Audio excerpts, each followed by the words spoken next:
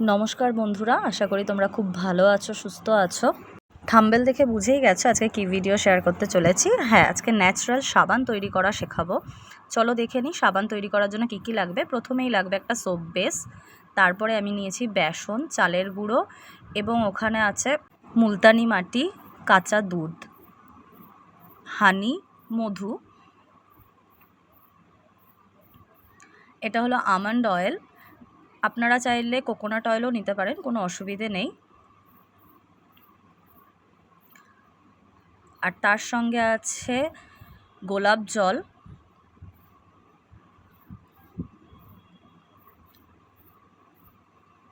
এবং গ্লিসারিন।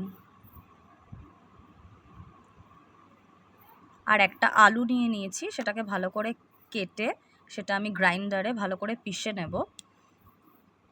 তারপরে আলুর রসটা ভালো করে ছেঁকে তার জুসটা বার করে নেব। সেটা দুধের সাথেই একবারে বার করে মেল্ট করে রাখবো এবং দুধের মধ্যে এক এক করে সব জিনিস দিয়ে দেবো, বেসন, চালের গুঁড়ো এবং মুলতানি মিট্টি, যেখানে অল্প হলুদও দেওয়া ছিল। আর বন্ধুরা, আমি একটা জিনিস স্কিপ করে গেছি, সেই সময় আমার ভিডিওটা হয়নি ভুলবশত, সেটা বলছি পরে। এখন আগে ইনগ্রিডিয়েন্টসগুলো দিয়ে দিই। এখানে আমি গোলাপ জল দিয়েছি 2 চামচের মতো,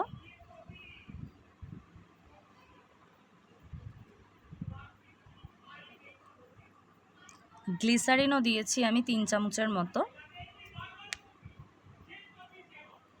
এটা 250 গ্রামের একটা বার সোপ বেস, এবং তার সাথে আমি একটা ছোট 100 গ্রামের একটা সোপ ব্যবহার করেছি, সেটাও ন্যাচারাল খাদি সোপ।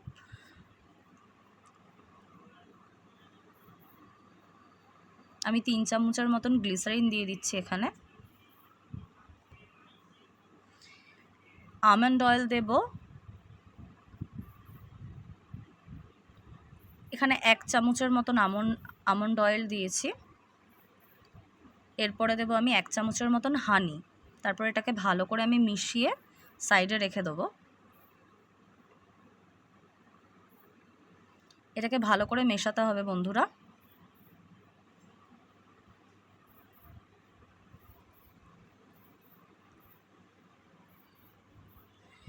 এই পর্যায়ে বলে নিই, আমার যখন আমি সোপ বেসটা ডবল বয়েলারে করতে হবে, প্রথমে একটা প্যানে জল নিয়ে তারপরে আরেকটা প্যান তার ওপরে দিয়ে সোপ বেসটা কেটে তার ওপরে দিয়ে দিতে হবে এবং সেটা আস্তে আস্তে লিকুইড হয়ে যাবে। দেখুন সোপ বেসটা আমার কাটা হয়ে গেছে এবং আমি একটা আগের থেকেই উনুনে দিয়ে দিয়েছিলাম জল গরম হতে পাত্রে, সেই পাত্রের ওপর আরেকটা পাত্র দিয়ে আমি সোপ বেসটা ঢেলে দিচ্ছি।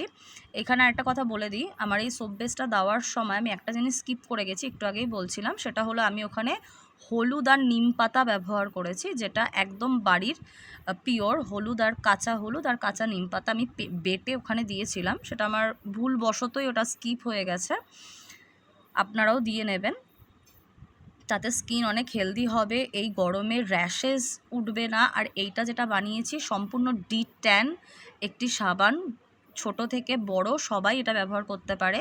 যখন আমার সোপ বেসটা লিকুইড হয়ে গেল, তখন আমি যেই মিশ্রণটা বানিয়ে রেখেছিলাম সমস্ত ইনগ্রিডিয়েন্টস দিয়ে, সেগুলো মিশ্রণের সাথে সোপ বেসের সাথে দিয়ে ভালো করে আমি নাড়িয়ে নিচ্ছি। কিন্তু এই সময় কিন্তু সোপ বেসটা যেটা লিকুইড হয়ে গেছে সেটা আর উনুনে রাখবেন না, সেটা নামিয়ে নেবেন, তারপরে ওটা ভালো করে মেশাবেন। আর একটু ঠান্ডা হয়ে যাওয়ার পর তারপর ওটা যে কোনো মোল্ডে, বা আমার কাছে মোল্ড ছিল না বলে আমার বাড়িতে এরকম স্ট্রাকচারের একটা ট্রে ছিল, আমি সেই ট্রেটার মধ্যেই আমি দিয়েছি। এই সোপ বেসটা আস্তে আস্তে লিকুইডটা দেবেন এবং সমানে নাড়িয়ে নাড়িয়ে নাড়িয়ে নাড়িয়ে তবেই দেবেন, নইলে যেই সোপ বেসের মধ্যে যেই জিনিসগুলো ইনগ্রিডিয়েন্টসগুলো দিয়েছি সেগুলো নিচে পড়ে যাবে।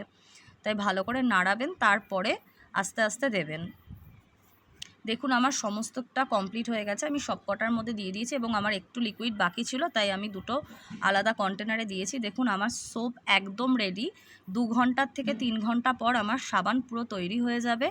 এই সাবান ছোট থেকে বড় যে কোনো বয়সের মানুষ, যে কোনো বাচ্চারা ব্যবহার করতে পারবে। এটা খুব হেলদি এবং প্রচুর ন্যাচারাল। আপনারা বাড়িতে বানিয়ে দেখুন এবং ব্যবহার করে দেখুন, আমাকে কমেন্টে বলবেন, অবশ্যই জানাবেন যে আপনাদের কেমন লাগলো। খুব সুন্দর ফেনা হয় আর এটা খুব মাইল্ড ফেনা হবে, কিন্তু আপনার স্কিনের জন্য প্রচুর হেলদি। আমাদের সঙ্গে থাকার জন্য ধন্যবাদ এবং আমাদের ভিডিও দেখুন, শেয়ার করুন, কমেন্ট করুন, সাবস্ক্রাইব করুন চ্যানেলকে। নমস্কার।